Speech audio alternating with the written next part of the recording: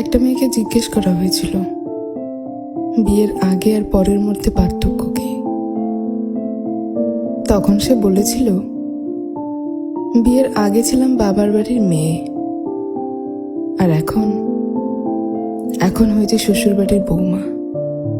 আগে আমার মুখে সবাই খাবার তুলে দিত, আর এখন আমাকে সবার মুখে খাবার তুলে দিতে হয়।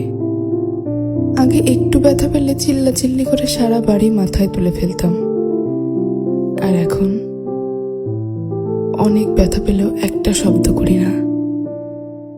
আগে হাসার জন্য মা বকতো, আর এখন কাঁদতে গেলেও ভয় হয়। আগে একটু মন খারাপ হলেই মা বুঝে ফেলতো, কিন্তু এখন ভেতরটা চুরমার হয়ে গেলেও কেউ টের পায় না।